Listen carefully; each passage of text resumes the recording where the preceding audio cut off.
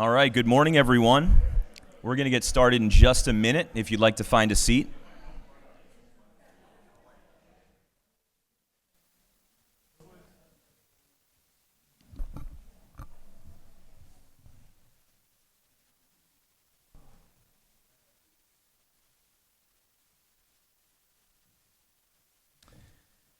Well, good morning, ladies and gentlemen, fellow alumni and friends, Bears and Shrikes, boarders and day students. Good morning, chamber singers, dorm council members, Mater D's, yearbook editors, and theater arts society members.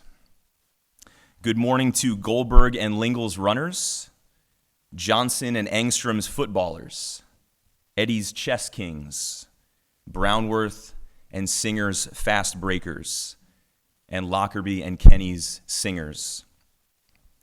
If you are sitting here today, you likely experienced some or all of the following: your hair freezing on the way to dinner following a post-practice shower in January, the stream of consciousness writing reserved only for James Joyce or anyone feverishly finishing a late-night English paper for Mr. Hershey or Mrs. Hanchett or Dr. Morley, the triumphant feeling of victory that accompanied the vanquishing of arch rivals through the years, like Poly Prep or Pearson or Portledge. You see, we who had the privilege of attending this school share the common DNA of these experiences and many others. So I welcome you back to the Brook, artists, athletes, and scholars, friends and family, men and women of character. Welcome home, Brookers. We are so glad to have you back on campus. My name is Dan Hickey, proud member of the class of 2004, and I am the Director of Advancement at Stony Brook. This morning, we will take time to honor our fellow Brookers with the Alumni Achievement Award and Athletic Hall of Fame inductions. We also have the opportunity to hear from our head of school, who will share with us some exciting things that are happening at the Brook, as well as a vision of things yet to come on these 55 acres. To begin our time, I would like to invite Caprielle Dulisse, our Alumni Engagement Officer, to present our Alumni Achievement Award. Please give a warm welcome to Caprielle.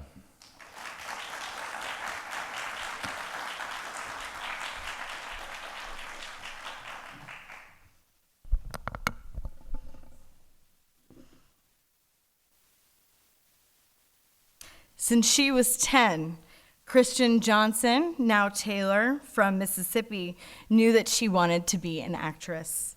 Making her Theatrical Arts Society debut here on this stage in 1981, she brought both technical assistance and talented performance to over 8 shows. Back when it was 3 plays a year. After Stony Brook, while attending the Catholic University of America's theater program, Christian began her career interviewing senators on Capitol Hill with the TV and radio department of the United States Senate. After graduating, she toured with the National Players, the nation's prestigious and longest-running touring company, where she was in Much Ado About Nothing and Animal Farm. Christian's now 45-year career in the entertainment industry spans stage, screen, and decades of professional voiceover work for household name clients.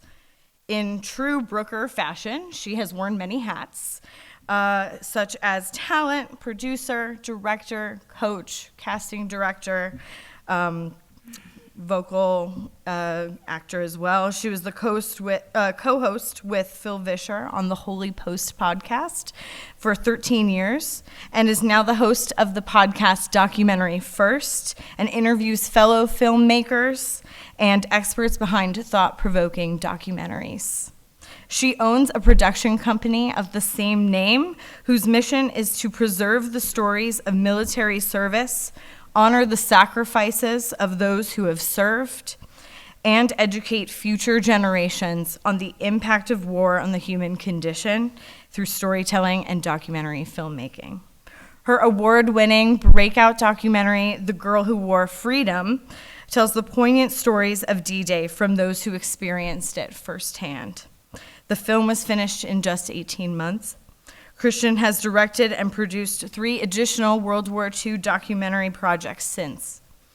Still in her office, surrounded by plaques and accolades, the most meaningful awards on my Zoom call with her were behind her, and they are the TAS awards that Neil Akins made.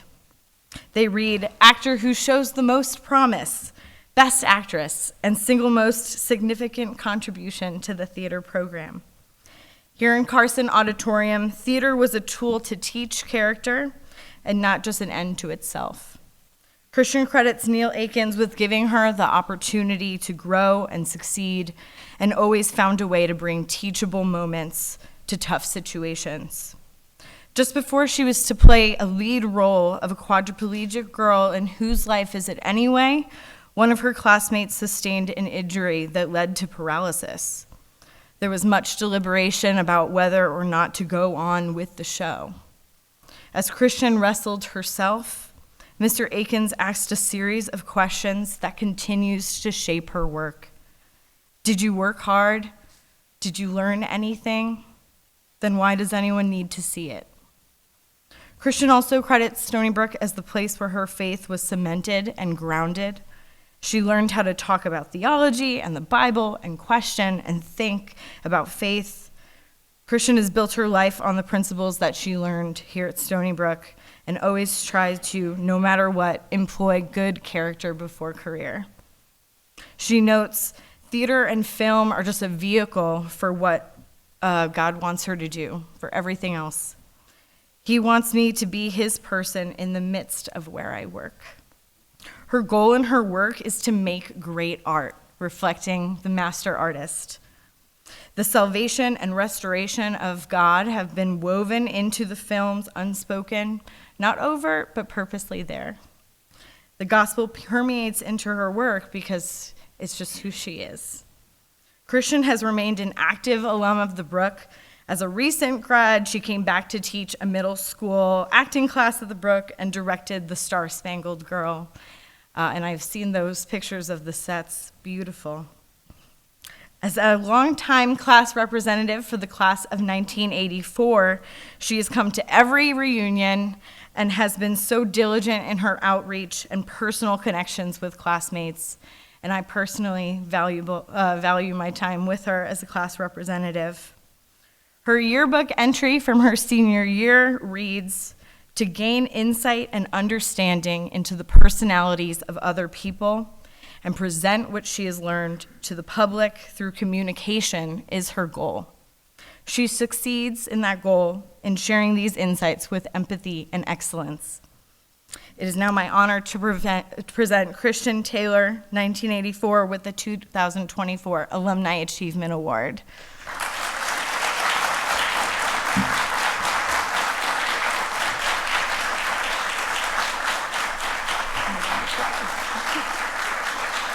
Take a picture after that. Thank you so much.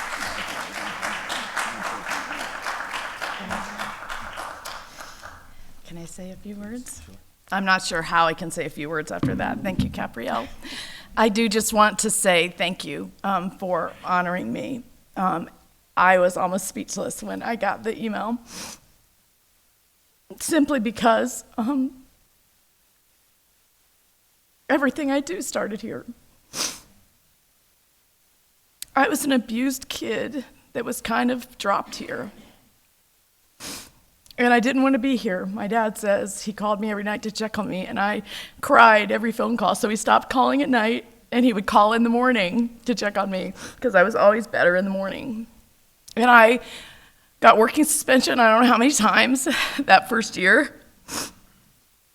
But there were faculty members, not just Neil Akins, faculty members that kind of took me under their wing, like Judy Uland and Jane Taylor, and so many others who just loved on me. John Kenny, my dad, dropped me off and told John Kenny, okay, John, she's yours now.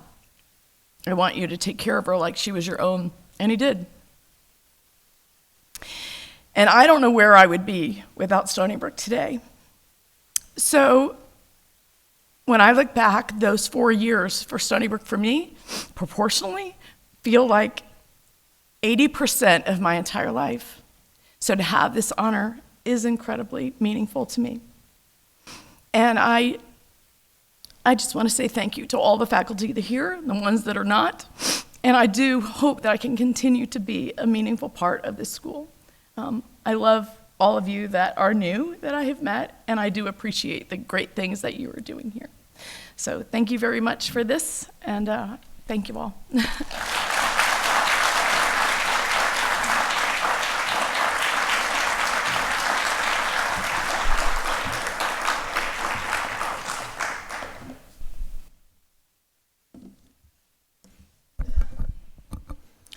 It's now my honor to preside over the 29th induction ceremony of the Stony Brook School Athletic Hall of Fame.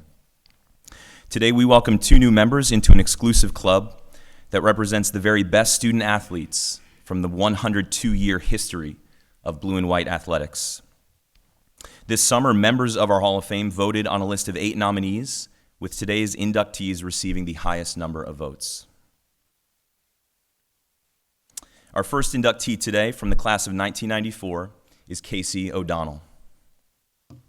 The swimming lanes of SBS are crowded with champions, All-Americans, and record holders from decades of natatorial success. Names like Wyckoff and Shapiro continue to echo through blue and white history, and today we honor another Bear in that class. Casey was a 4-year member of the varsity swim team, and from the beginning, he made waves, helping Will Smith, Pete Salvan, and Rob Metzger reset our school's 400 freestyle relay record in a 95-88 win over perennial power Hauppauge.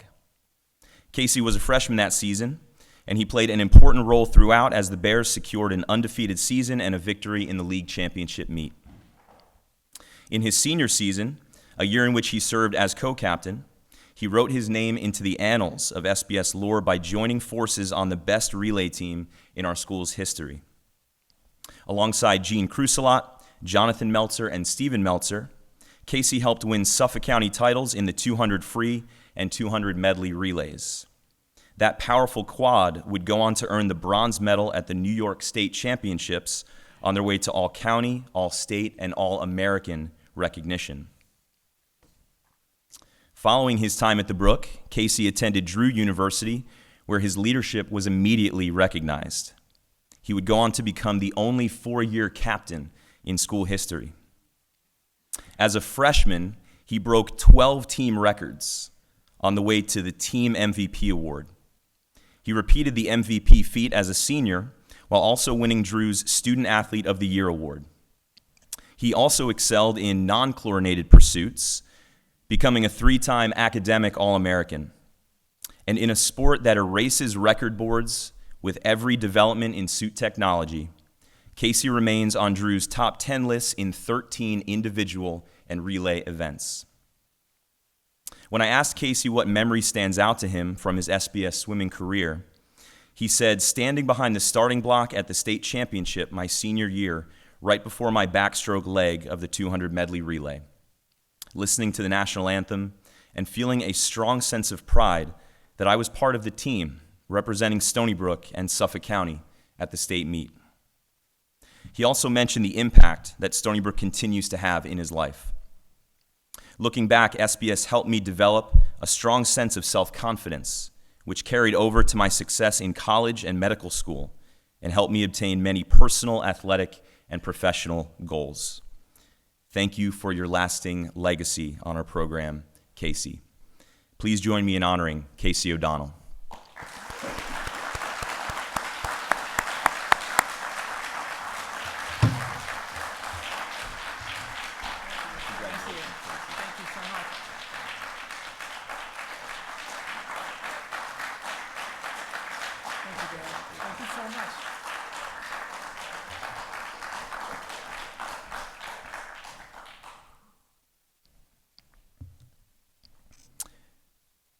Our next recipient from the class of 2009 is Danielle Spiliotis, who is part of a lineage of lethal basketball scorers that includes fellow Hall of Famers Rebecca Fisher, Kristen Dunleavy, and Brandon Burke. Danielle began her career at rival Port Jefferson, but she saw the light and joined the Bears in her junior season, helping to lead us to a league championship and a matchup with her former team in the Suffolk County Final. In a 37-23 win, Danielle nearly outscored the Royals by herself with 20 points to go along with 9 rebounds and 5 blocks. In her very next game, she became just the 3rd girls basketball player to eclipse the 1,000-point milestone. In her senior year, she led the Bears to historic heights with an undefeated season, a 4th consecutive Suffolk County title, and the 2nd Long Island title in team history, as well as the first New York State Final Four berth in team history. In the biggest games, Danielle always shone the brightest, registering 27 points and 6 blocks in the Long Island title game and 16 points in the regional final. Her excellence was recognized with 2 All-County nods, a Newsday All-Long Island selection, and a pair of All-State recognitions. Her basketball career was far from over after she left SBS, as she traveled to Division II Cedarville, where she was a consistent leader for the Yellow Jackets in field goal percentage, rebounds, and blocks. She remains 3rd in school history with 84 career blocks. Beyond the stats, her legacy at Cedarville is best illustrated by her receiving the Callan Award, which honors athletic ability, service, character, and leadership. Following Cedarville, Danielle played professionally in Greece for 8 years, where she was among the leaders in points and rebounds for Terpsithia, before an ankle injury not only threatened her basketball career, but her ability to ever walk again without pain. NBA star Grant Hill is the only recorded athlete to come back from this injury, but Danielle's perseverance, grit, and faith allowed her to beat the odds, returning to the court for Greece's Asperities. Danielle said of her SBS basketball career, "It's difficult to find a favorite moment or memory from my time. I look back on my 2 years and understand that the whole experience was so incredibly precious."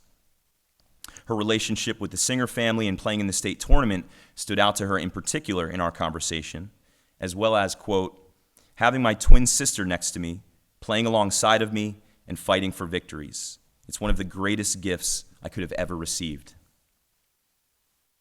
She continues to see the impact SBS made on her faith, saying, "While I grew up in a Christian household, I hadn't had my own personal relationship with Christ.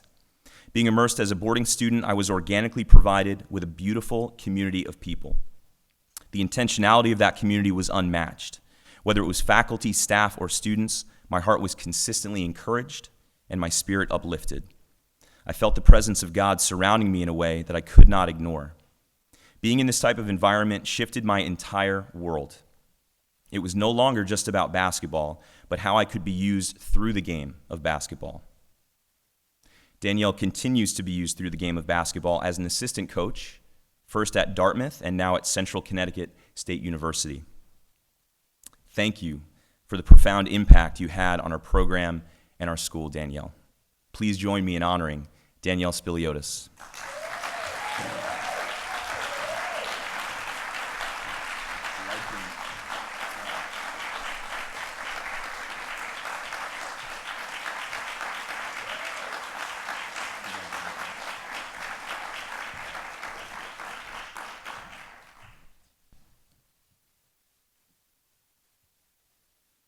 It's now my pleasure to introduce Josh Crane, who's in his 12th year as the head of our school, to share with us some remarks. Please give him a warm welcome.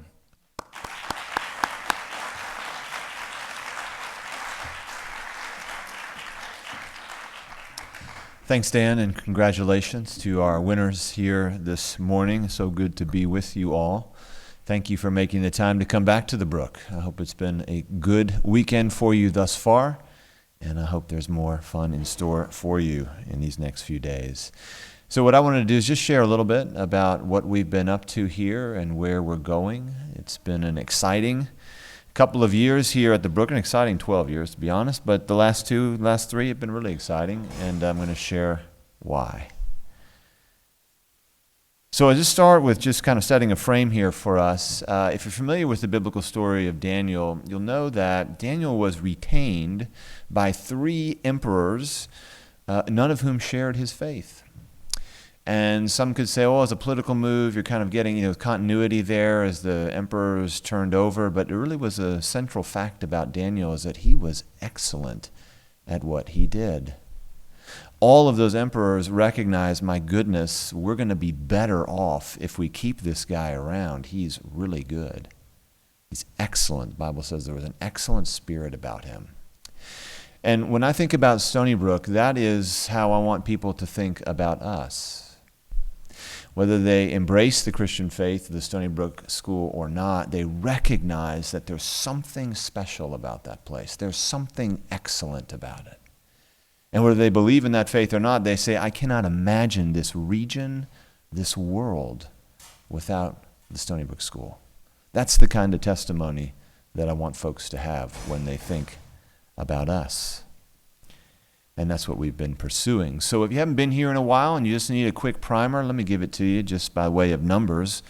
It's our 103rd school year this year. We have 480 students.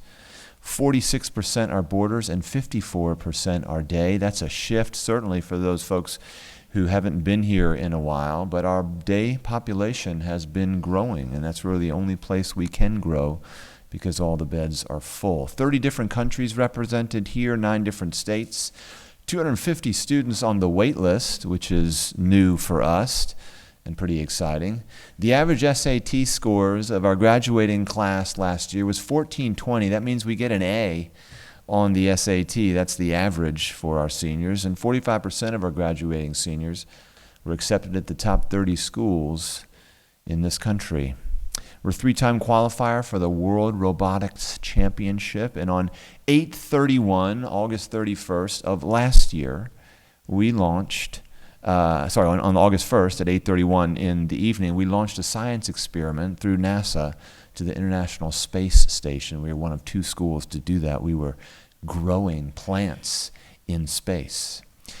We have 10 Division I baseball players on our roster. I will tell you more about them in just a minute, but we have one motto, character before career. It has not changed. Just a picture of enrollment for us over the past decade plus. It's a steady curve going up. And we have not reduced our admission standards in iota. In fact, we've raised them. And yet the blessing of God, I believe, is on this school, and the attractiveness of it is drawing folks from all over to be part of what we're doing here. But Stony Brook is not about the numbers. The numbers are important, but they're certainly not the whole story. They're not the most important story. The school has a DNA, a history of working with its young people, caring for them deeply, walking alongside of them during difficulty. We heard that in Christian's testimony for sure. But that's who we are. That's what we've retained as we have changed in terms of what we are offering now and the size of our campus and all of these things. They're different. But yet, the core remains the same. And let me show it to you. So this is Federico Chiappa. He came to us 2 years ago as a junior from outside of Milan, Italy. He came to play basketball for us, and in his first season, had a stress fracture that really kind of limited his time.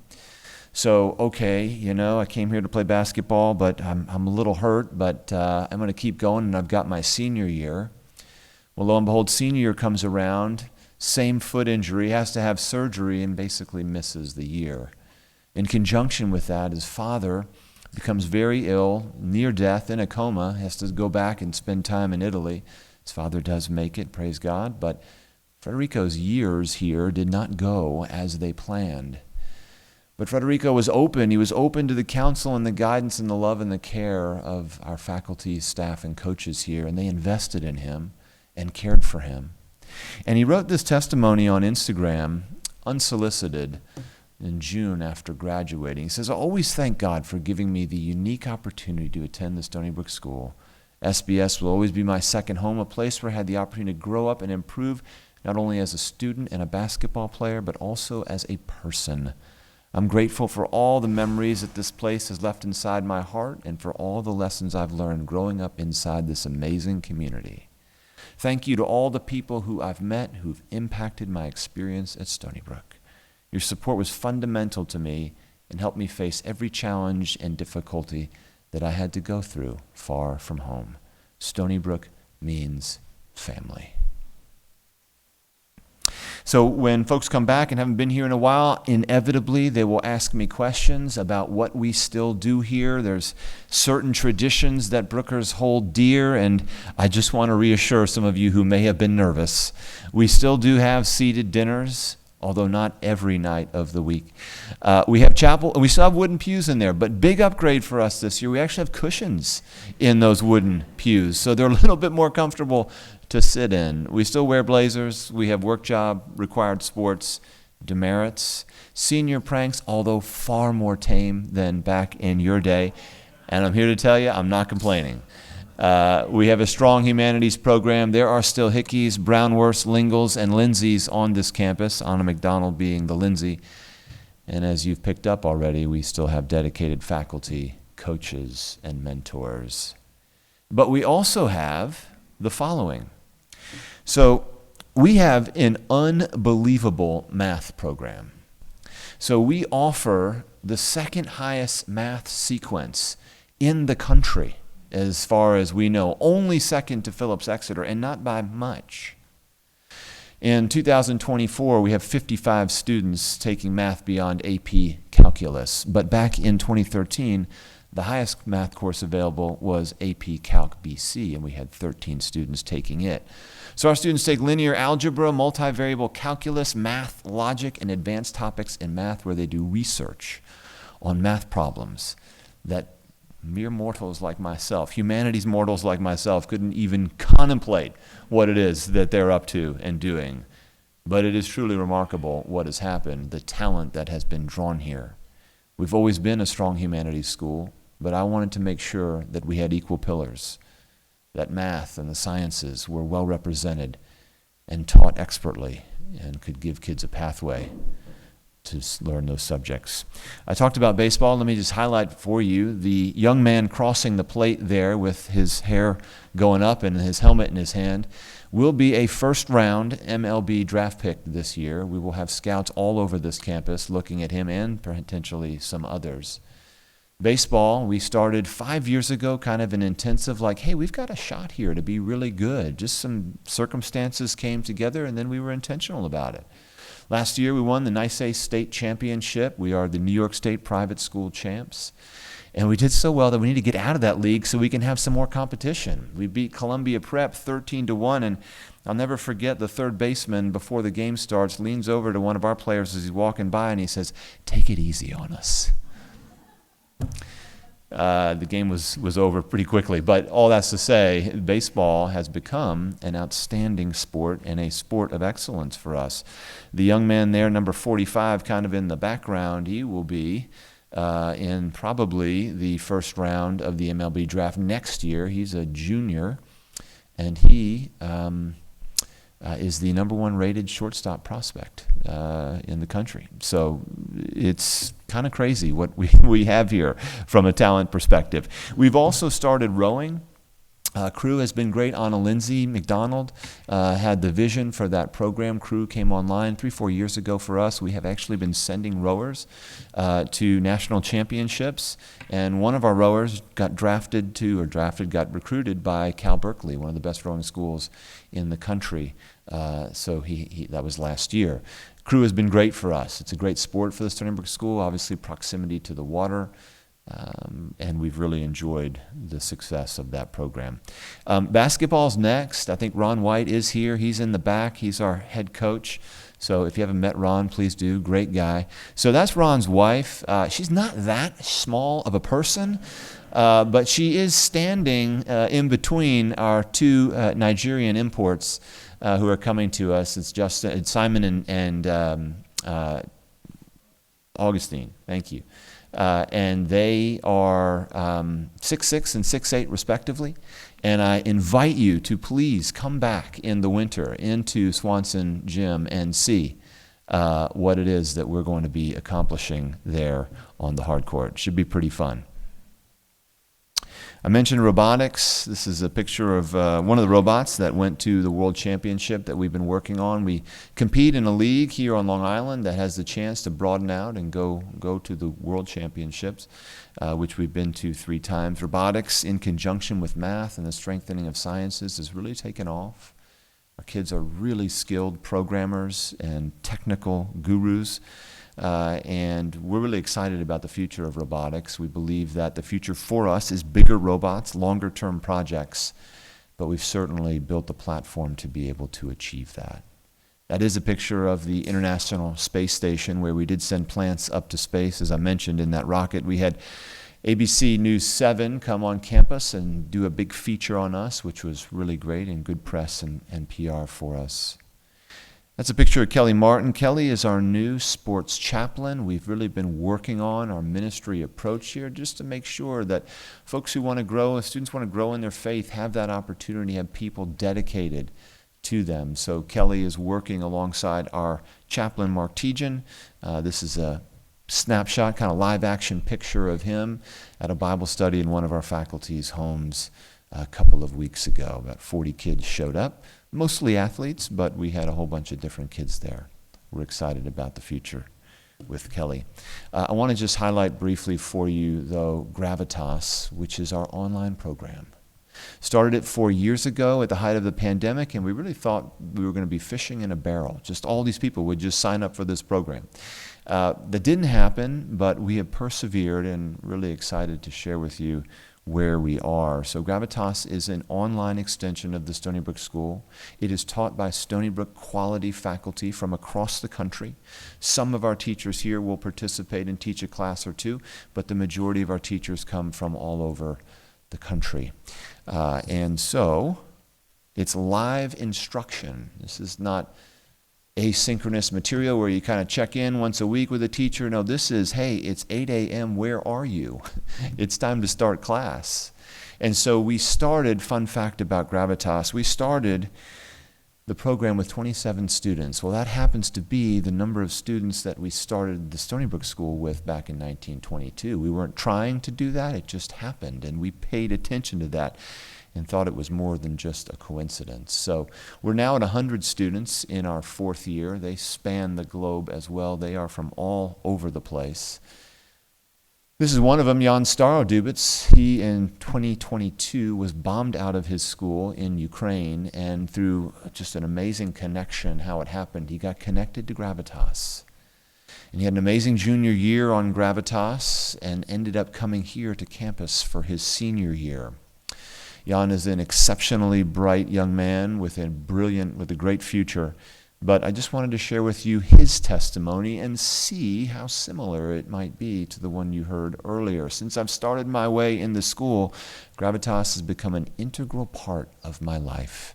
I've met lots of cool and smart people. Some of them have become my friends. I did fascinating virtual labs in chemistry, explored the speeches of Churchill and Martin Luther King in rhetoric, discovered right and left-handed limits in calculus class, and even designed my own microlab for the International Space Station research program. He was dialing into that program from afar, helping our students on campus. Gravitas is also about a high level of moral education. Thanks to the character formation course, I've learned what true happiness is, why it is important to be virtuous, and how I can find my way in life. Gravitas has become my second family. It is a place where I find myself motivated, strong, and successful. Jan came here, graduated, and went on a full scholarship to the University of Richmond. All right, so kind of let's bundle all this up as we turn the corner here towards home. I'm not advocating wine drinking. I just want to get that straight. Let's just say that. I don't want an email saying Frank Gabeline would never have mentioned wine. No. This is just an analogy, folks, all right? So let's just go there with me. So this is a picture of Georgian wine, and I'm not talking about the state of Georgia. I'm talking about the Republic of Georgia, which is a border state with Azerbaijan, Turkey, Russia. It's in a very fascinating part of the country, but experts will tell you that Georgia has the longest tradition of winemaking in the world, 8,000 years. They've been invaded more than once, and they have preserved their secret. Monks at one time were preserving the secret of how they made wine. They will make it and put it into these kind of concrete, or not concrete, but kind of clay pots, and put it in the ground. And if you've ever had Georgian wine, it is quite good, and it is actually now becoming more of a popular import as far as the U.S. is concerned. So here's the analogy. They've been doing that for a long time. They have perfected something. The Stony Brook School is now 102 in our 103rd year of existence. We have something here that we have been working on and developing over the decades, now over a century. And we don't want to hide it in a clay pot and put it in the ground. We want to get it out there to as many people as can get a Stony Brook School education. So gravitas is a huge part of how we do that. In the past, we would think, okay, we're going to bring everybody here, and we will continue to bring everybody here. This is the flagship campus of the Stony Brook School orbit. But we're capped. There's no more room at the inn. If I put more teachers here, if I put more students here, there's going to be a teacher mutiny on my hands. I need to be very careful. But we've done what we set out to do, which is make this an excellent school and draw people to it. But now we can't do that anymore. We can't add any more students. So we need to reach the world with this program. So the plan is this. We want to garner students, have a student from every single country on this planet as part of the Stony Brook School orbit.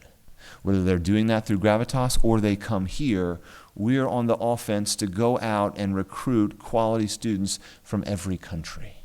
Because if a student gets a Stony Brook School education, that person will be very valuable to their country and have potential sizable impact beyond what we could ask or imagine. That's what we believe in here.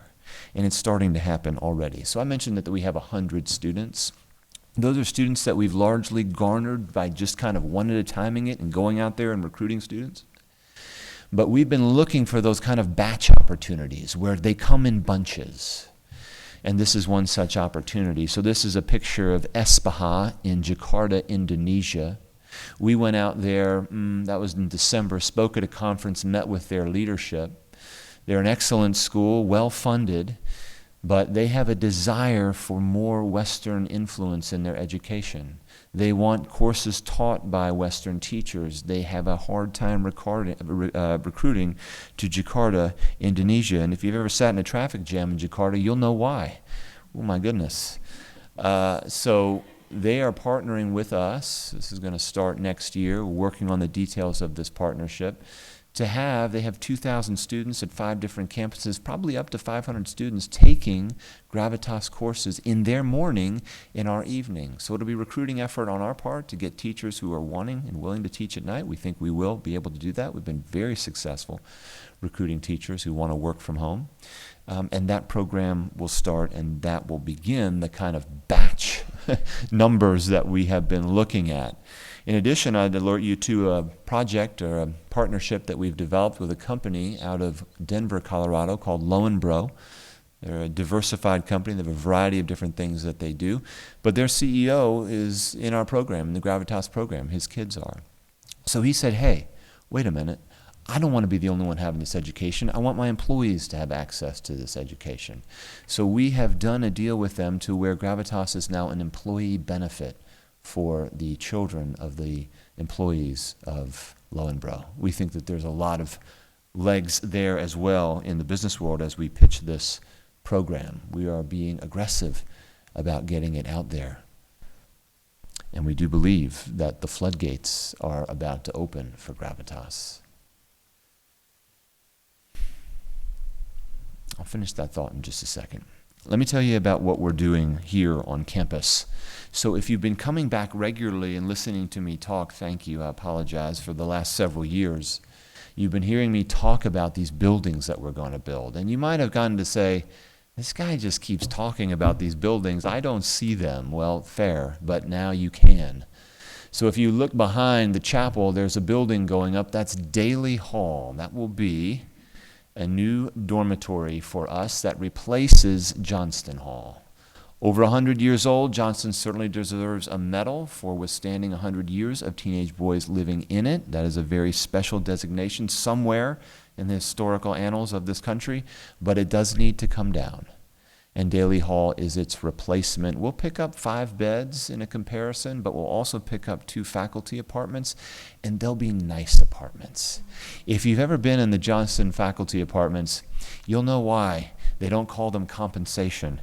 You can put a marble on the floor, on the top floor of Johnston, and it will roll without having to push it to one side of the floor there. The folks who've lived in there many years, they are special people and deserve something better than what they're experiencing. So Daly Hall will be that for them.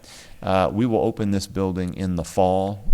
We're really excited about it. We really invested in it pretty heavily. We wanted to set it as a signature for what future dorms could look like for us, really raise the bar here at Stony Brook in terms of what the residential experience is like. So we'll have to deal with envy and jealousy amongst the girls who will want a similar situation, and certainly the boys in Hegeman and Monroe. Not to bash those dorms, those are great dorms, but this will definitely be different. So Daly Hall opens for us in September of 25. We're also going to be turfing Fitch Field.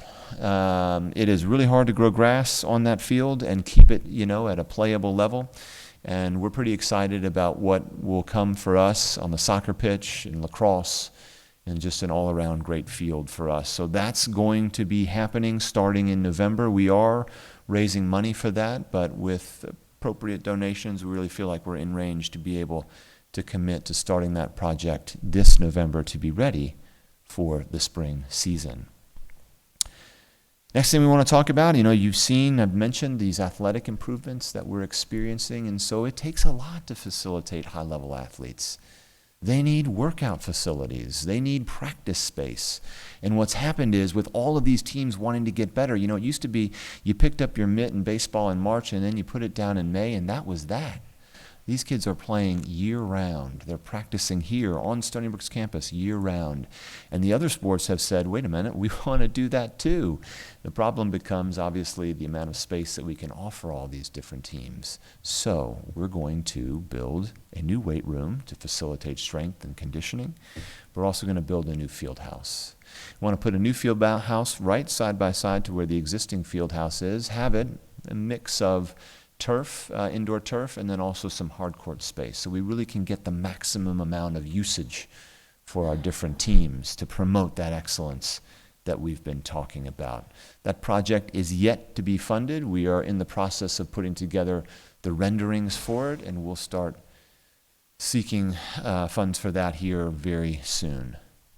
Lastly, in terms of what's going to replace Johnston, I've talked about STEM. I've talked about how our robotics team and our math program and all of these things are really strengthening at the school. So this is a completely conceptual rendering, okay? You will know it's conceptual because that car is going the wrong way on Chapman Parkway, okay?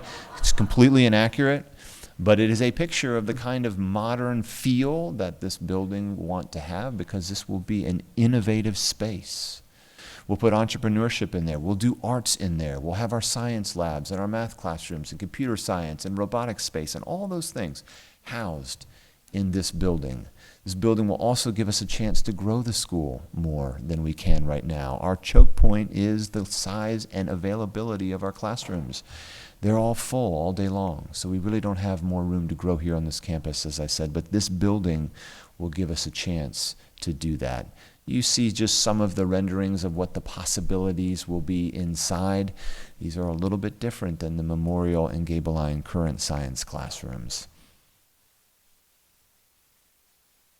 We'll also have an aeronautics lab in there. We have a real deal flight simulator that was given to us by a donor, and we've actually had students take lessons here or work on that simulator and other simulators that we have and then go and get their flying license with a partnership at MacArthur Airport.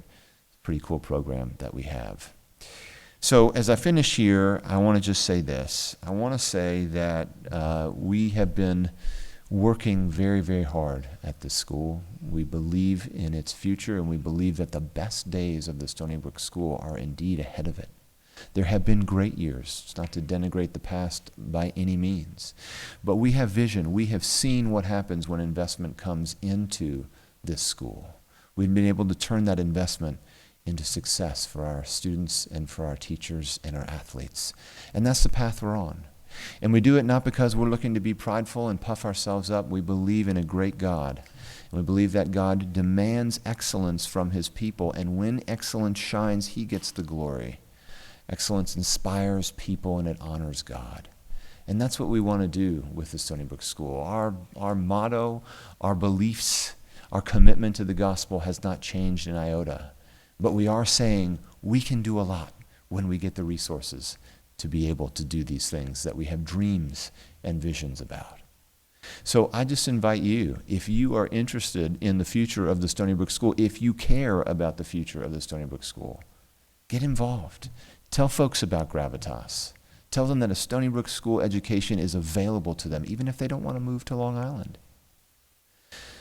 Gravitas last year got kids into Princeton, NYU, Davidson, Rochester, Penn State, Colorado State. They'd never set foot on the campus before. It was strictly through our online program. And so the level of rigor, the level of respect that it has, it's on par. And that's really exciting because it's an attractive project, an attractive program for students who want families who want an education with Christian values and character steeped into it. So, with all that, I say thank you. I really do ask if you're interested about these projects and what the future holds, let's continue to dialogue and talk. Love your feedback, your advice, your support, your help. The future here is very bright, and we'd love you to be a part of it. Thanks very much.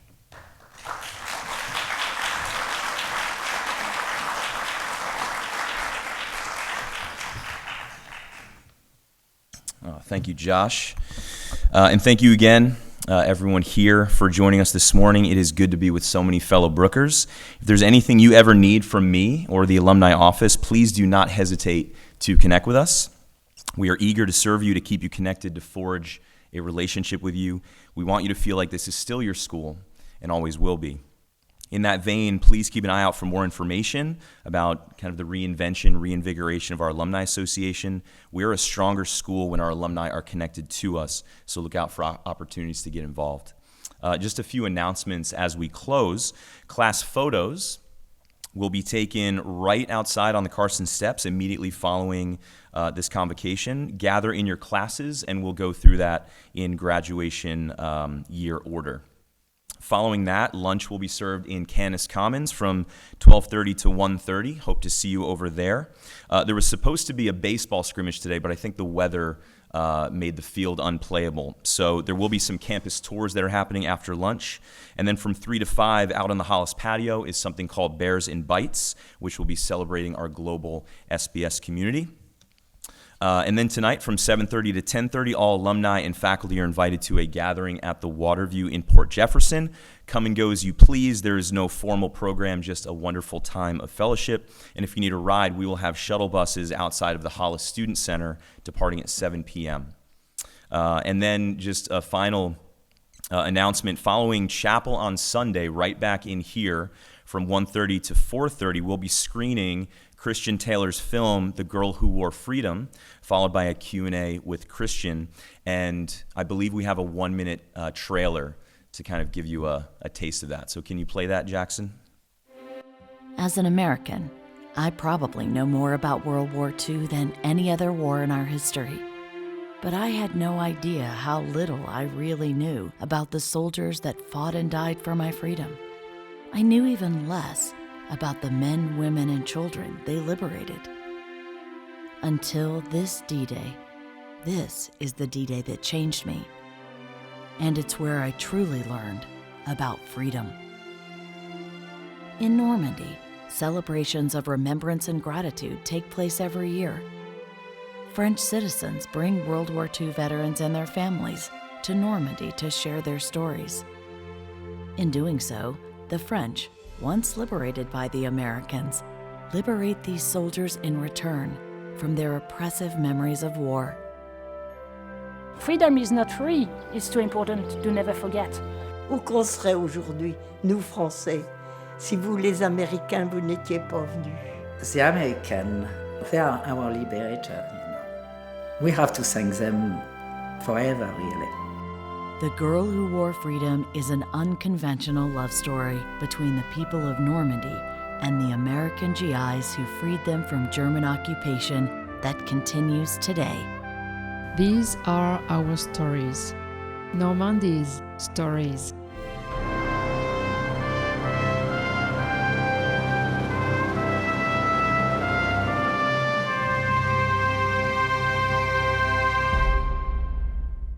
So there's a taste of what we'll experience here in Carson on Sunday. If you are not able to join us, Christian was gracious enough to bring some books and DVDs and other resources associated with that film, so feel free to see her after. She has some of those in the back.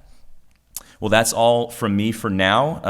I'm so happy you're here. Have a wonderful rest of the weekend, and thank you again for coming home to the Brook. Thank you, everyone.